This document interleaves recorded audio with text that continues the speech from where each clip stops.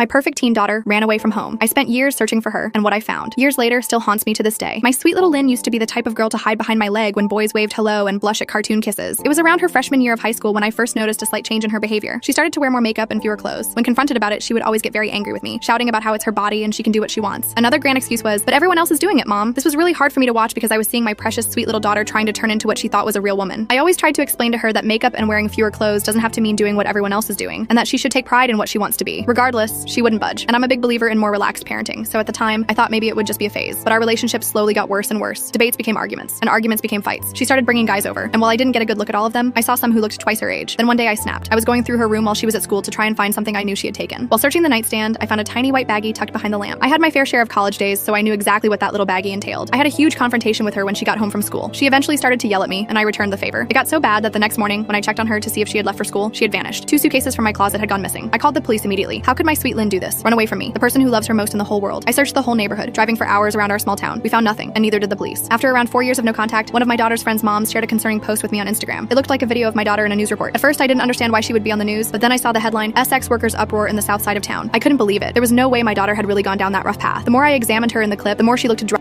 of her mind. Tears started instantly flowing from my eyes. Here I was, sitting in my bedroom, watching my daughter's life spiral out of control, and there was nothing I could do about it. The video was from Los Angeles, California, and I lived in a small town in Texas. After a few days of living with this news, I decided that it was only right to go and look for my daughter. I booked the next available flight to Los Angeles and made my way there in less than a couple of days. The next few weeks consisted of me getting in my rental car and searching all over the south side of town, just like the news report had said. I would pick a street, drive all the way down until it seemed to end, go over a block, and repeat. I knew the chances of me seeing her were slim, but I had no other choice at that point. I knew the police were really no help, so I didn't bother contacting them. One day, a miracle happened. I was driving down a desolate, rundown neighborhood when I saw what looked like my daughter's distinct features. I got closer, rolled down my window, and shouted her name. "Lynn!" She turned around instantly, and there she was, my beautiful baby girl. I got out of my car and ran to her. To my surprise, she started running toward me. "Mom! Mom!" she cried. We hugged each other like we never had before, tears rolling down each of our faces. It was truly a moment I'll never forget. She got into my car, and after about 10 minutes of hugging and crying, I took her to get food and sit down to talk. She still looked drugged out, and I could tell she was hurting. We were eating. I thought we would have a good conversation, catching up on things. Instead, she sat there with a dull look on her face the whole time, not really showing any emotion. I didn't know if this was the substances talking, but it really spooked me. I got her to talk a little near the end of dinner, but after we finished, I got into my car expecting her to follow. She didn't. She just stood there, staring at me. I asked her what she was doing. Didn't she want to come back with me and have a fresh start? She came closer and told me something that will haunt me for ages. I can't come, or they will find me and hurt me. That's where I drew the red line. I knew I had to get the police involved. I insisted on her coming with me, but she said they were watching and had already warned her without me noticing while we were eating. I told her to stay where she was and not to move as I called the police. While the phone was ringing, I noticed that she seemed to be looking off in the distance. She looked at something, then quickly turned back to me. She hugged me one last time and said, "I'm sorry, but I love you, Mom." Then she ran. She ran faster than I ever could. After that moment, I felt like I was drowning in my own sorrow. I now knew my daughter was in trouble, and I couldn't even protect her when she was right there in my possession. I felt like a failure as a mother, a failure as a protector, and a failure as a human. Seeing my own daughter's life spiral out of control has made me fall into my own pit of despair. I couldn't go back to Texas, not without Lynn. The thought of returning to our home, explaining to my family that I'd found Lynn only to lose her again, was unbearable. After Lynn ran, I sat frozen in my car, replaying everything and wondering where I'd failed. Calling the police led nowhere, and I couldn't face going home to her empty room. So I bounced between motels, drifting through unfamiliar streets and handing out flyers to anyone who'd listen. Nights were filled with regret. Maybe if I'd said I love you more and I'm disappointed less. Most days I just tried to keep moving, hoping every shelter worker's promise to call meant something. But the city made it easy to lose faith. Still, every morning I forced myself up and out because no matter how much hope faded, I wasn't ready to give up on my daughter. I started on Figueroa, posting flyers at bus stops and laundromats, working my way south. People moved around me in waves, some on their way to work, some already starting to drink. I'd catch eyes now and then, but mostly people didn't look. The ones who did seemed to know. Another missing girl, another desperate mother. I wondered how many faces they'd seen on these poles before. At a corner where a group of kids huddled around a broken shopping cart, I handed out a few flyers. One girl, barely 16 by my guess, with chipped nail polish and a glittering stud in her nose, looked at Lynn's photo for a long time. "She don't run with us," she said finally, shrugging, but I noticed the way her mouth twisted when she said it. She slipped the flyer into her jacket pocket anyway. Each day I added new stops. A soup kitchen on 7th, a drop-in center with battered couches and a sign-in sheet, a grimy park where men played cards for change. I learned to expect nothing and to see everything. Some people muttered prayers for me. Others avoided my eyes, afraid my grief was catching. At one shelter, a tired-looking social worker with a clipboard called me ma'am and let me use their phone. She scrolled through a database of missing teens, clicking through names with cold efficiency. "We see a lot of runaways," she said, her voice flat but not unkind. "Sometimes they come back, sometimes they don't." I wrote down addresses, phone numbers, dates, trying to piece together a trail. Every so often, a glimmer of hope. Someone thought they'd seen a girl like Lynn at a bus stop or working behind the counter at a donut shop. I'd drive there, heart pounding, scanning every face. Each time, it wasn't her. When the city grew too loud, I'd find myself staring at the sidewalk, reading the faded chalk lines and wishing for something to lead me forward. Sometimes I'd sit in the car and just breathe, letting the world move around me. I couldn't afford to break down. Not now. I started recognizing faces. The security guard who watched me tape flyers on the 7-Eleven window, the old woman with the shopping cart who camped by the freeway ramp. There was a strange comfort in their routine, a reminder that life moved on, even for those stuck in place. But I was moving too. Every block, every flyer, every "have you seen her?" kept the hope alive, no matter how faint it got. I told myself, as long as I kept searching, Lynn was still out there, still possible, still mine. I put off calling home as long as I could. It was easier to pretend Texas didn't exist. No house, no sun, no bills piling up in the mailbox. As long as I kept moving, I could tell myself I was still being a mother, still fighting for Lynn. But eventually the guilt built up so thick I couldn't breathe through it. I bought a calling card at the gas station. My cell phone was nearly dead again, and the last time I'd used it for a long-distance call, it cut out halfway through Joshua's sentence. This time, I wanted no excuses. The phone rang 3 times before my son answered. His voice was lower than I remembered, older, hardened, carrying something sharp I'd never heard in it before. "Deborah," he said, not Mom. The word dropped like a stone in my chest. "Hi, honey. I just wanted to check in," I said, forcing a lightness I didn't feel. He was quiet. "Are you still in California?" I nodded, then realized he couldn't see me. "Yes, I'm still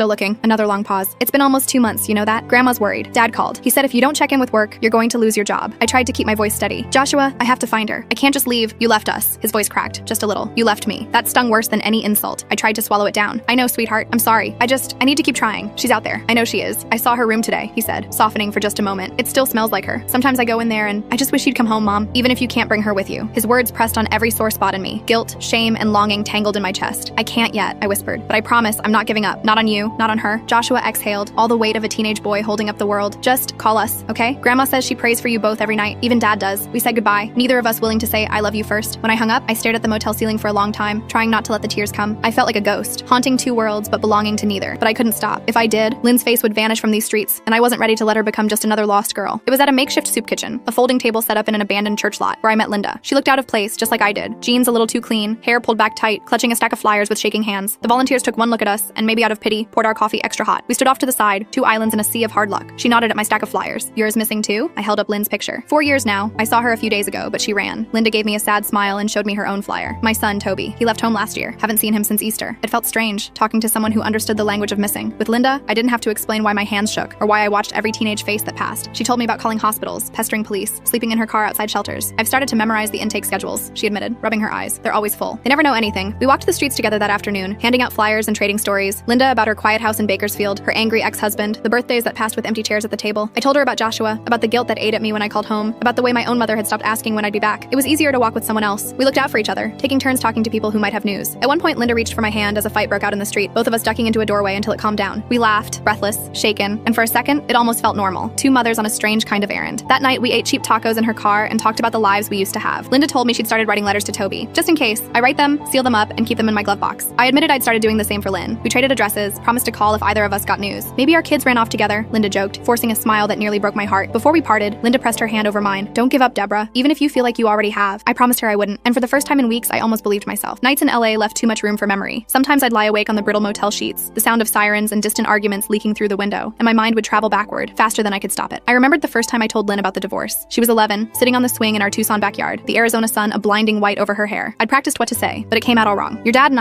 we can't live together anymore, but we both love you. That never changes." She stared straight ahead, her hands tightening on the chains. "I know what it means," she said quietly. "It means Dad doesn't love you anymore." I wanted to argue, to untangle the truth, but what good would that do? The damage was already done, and kids see through lies sharper than any adult. The move to Oregon was supposed to be a new start. 4 girls and a tired mother, stuffed in a station wagon, driving north with everything we owned. I tried to make it an adventure, picked out songs for the road, planned picnics along the way, but grief hung over every mile. The girls fought more than they laughed. Lynn grew quiet and sharp around the edges, always watching me like she was waiting for me to disappear too. By the time she hit high school, I was already losing her. She changed her hair, changed her friends, stayed out late with excuses I didn't dare challenge. I told myself it was normal, that she was finding herself, but every slammed door felt like another crack in our family. Sometimes, after the younger girls went to sleep, I'd stand in the hallway and listen for Lynn's breathing, proof that she was still there, still safe. I made mistakes. I know that now. I let my anger show too often. I tried to reason with her like she was still a child, even when she'd outgrown that a long time ago. Some nights I think about every harsh word, every time I chose work or exhaustion over listening. Regret is a language I speak fluently now. Here, in the city where she vanished, the past doesn't let go. I replay the old arguments, the times I looked right at my daughter and didn't see what she needed. Maybe if I'd loved her differently, if I'd paid more attention, she'd be safe in a warm bed instead of lost in the dark. I can't change any of it. All I can do is keep searching, hoping it's not too late to find her and to find forgiveness for both of us. I used to believe in the system. Maybe not completely, but enough to think that if something terrible happened, someone in a uniform would help. In Los Angeles, that belief shriveled fast. The first time I went to the police station, I wore my cleanest shirt and tried to keep my voice steady. I waited an hour just to be seen, sitting on a plastic chair under harsh fluorescent lights. The room smelled of sweat, cheap coffee, and tired hope. When my turn came, the officer barely looked at me. "Runaway?" he asked, scribbling without looking up. "My daughter. She's been gone for years, but I saw her. I know she's here. She's in trouble." He raised an eyebrow, flipping through a battered folder. "How old is she now?" 18, just turned. The look he gave me was worse than a slap. "That makes her an adult. She can make her own decisions, ma'am." I tried to argue, voice rising. "She's not safe. She's being exploited. I know it. Please, He cut me off. "Unless she's a danger to herself or someone else, there's not much we can do." He handed me a pamphlet about missing persons, and that was that. The shelters were no better. There were forms to fill out, waiting lists for runaways, rules about curfews and proof of residence. One social worker, a woman with kind eyes and tired hands, did her best to soften the blow. "We're full every night," she said, "but if she checks in, we'll call you." She promised, but I could tell she didn't expect it to happen. Sometimes I'd show up with Lynn's photo and get nothing but blank stares, like I was asking for a miracle no one had to spare. Other times, a flash of recognition, someone might have seen her, or maybe it was just another girl with the same look in her eyes. eyes. False hope became a kind of torture. Once I sat through a support group for parents of missing kids. We were supposed to take turns sharing, but all I could do was listen. Stories so much like mine, voices breaking, some clinging to hope, others already hollowed out by loss. I watched the clock, thinking of all the hours I'd wasted waiting for someone else to find my child. Some nights I called the hotline numbers just to hear a stranger's voice, to feel less alone. Most of the time, I hung up before anyone answered. I started to wonder if the world was built to break mothers like me, if every door was meant to slam shut until I stopped asking for help, but I didn't stop. Every rejection made me angrier, more stubborn. If the system wouldn't save Lynn, I'd have to do it myself. I didn't know how, but I knew I couldn't count on anyone else. So I hit the streets harder, holding tighter to hope, letting the city's indifference turn to fuel. Maybe it wasn't much, but it was all I had left. It was a Tuesday afternoon when I got the call. I was in the back booth of a donut shop, staring at the last cold sips of coffee, when my phone buzzed. An unfamiliar number. For a split second, I thought it might be Lynn. Instead, it was Eddie, the outreach worker. Deborah, I think we got something. One of our girls saw someone matching your daughter's description near the bus depot on 6th. Blue jacket, long hair, said she looked sick, was with a group. If you hurry, you might catch her. Hope struck me like lightning. I left a crumpled dollar on the counter and ran, my heart thudding so hard it hurt. My hands shook so badly I fumbled my keys twice. The city blurred past in streaks of gray and sun. All the way to the depot I prayed, please let it be her. Let me be fast enough. The bus depot was chaos. Lines of people, security guards, pigeons picking at dropped food. I pushed through the crowd, holding Lynn's photo in the air, asking everyone I passed, did you see a girl in a blue jacket? Long brown hair? Please, she's sick. She needs help. A young man nodded toward a row of benches. She was here, like 5 minutes ago. Left with some others, went down that alley. I ran. My legs burned, lungs raw as I followed the alleyway behind the depot. The stink of urine and trash nearly choked me, but I kept going, eyes darting to every figure hunched in the shadows. Then I saw her. At least I thought it was her. A girl in a blue jacket, head down, surrounded by 3 others. Her walk was off, her steps dragging. Lynn, I shouted, my voice cracking, desperate and wild. She looked up. For a heartbeat, I was sure it was her. Those same haunted eyes, that familiar slouch. But as I drew closer, the girl shrank away, fear flashing across her face. It wasn't Lynn, just another runaway, another lost child wearing my daughter's pain. One of the others glared at me, stepping between us. Get out of here, lady. Don't you know these streets eat people like you? I stumbled back, humiliation and heartbreak twisting inside me. For a moment, I just stood there, dizzy and lost, the city whirling on without me. The hope I'd felt was already dissolving into self-loathing. I'd let myself believe just for a second that it was possible. My daughter, found at last. Instead, I was left with empty hands and the echo of her name on my tongue. I walked back to my car slowly, each step heavier than the last. The sun was setting by the time I collapsed behind the wheel, tears streaking my cheeks. I pressed Lynn's photo to my heart and whispered, I'm still here. I'll keep looking. I promise. But in that moment, even my promises felt thin, like breath on glass, already fading in the dark. The streets changed after sunset. Even the shadows felt different, longer, hungrier, hiding secrets I didn't want to learn. Still, I couldn't sleep. Each night, I convinced myself that the next hour, the next corner, would be the one that brought Lynn back to me. I grew reckless. Sometimes I'd park and walk alleys alone, clutching my phone and a can of pepper spray I bought at a gas station. I told myself I was being brave, but deep down, I knew it was something closer to desperation. One night, as I was taping a flyer to a lamppost behind a row of boarded up shops, I heard footsteps behind me, quick, sharp, too close. I spun around and came face to face with a young man, no older than 20, eyes darting, breath ragged. What are you doing out here? He demanded, voice rough and low. I tried to keep my fear out of my voice. I'm just looking for someone, my daughter. She's missing. He glanced at the flyer. You got any money? I shook my head, but he stepped closer anyway. Lady, you shouldn't be out here. He reached for my purse, quick as a snake. I tried to back away, but he grabbed my arm, yanking hard enough to make me stumble. Before I could shout, a second figure appeared. A woman, thin as a wisp, face hidden by a dirty scarf. She shouted something in a language I didn't know, and the young man let go, spitting on the ground. You're lucky, he muttered, stalking off into the dark. I stood there shaking, too stunned to cry. The woman approached, eyes narrowed. Stupid to walk alone, she said, voice soft but fierce. This place, it'll eat you. Go home. I can't, I whispered, not without her. She looked at me a long time, then nodded, as if she understood. She pressed something into my hand, a tiny flashlight, cheap but sturdy. Next time, keep your eyes open. Watch the shadows. I thanked her, the words sticking in my throat. When she disappeared into the night, I realized I was clutching Lynn's photo so hard it had wrinkled. My knees buckled and I sat on the curb, breath ragged, shaking in the cold. I wanted to give up. I wanted to call Joshua, beg him to come get me, but pride wouldn't let me. I wiped my face, steadied my breath, and forced myself to stand. I was still alive. I could still search. But for the first time, I understood just how fragile I'd become, how close I was to losing myself as well as Lynn. That night, back at the motel, I locked the door and slept in my clothes, flashlight clutched in my hand. The city kept on humming outside, but I dreamt of home, of Lynn as a little girl, safe in her bed, her small hand curled around mine. When I woke, I knew the city hadn't beaten me yet, but it was getting close. It was nearly dawn when the motel phone rang, a shrill, unnatural sound that yanked me out of uneasy sleep. For a moment, I thought I was dreaming, but the phone kept ringing. I lunged for it, heart in my throat. Hello? A woman's voice crackled through, official, but hurried. This is County General. We have a Jane Doe who matches the description on a flyer brought in last night. We need you to come down and confirm. My hands shook so badly I nearly dropped the phone. Is she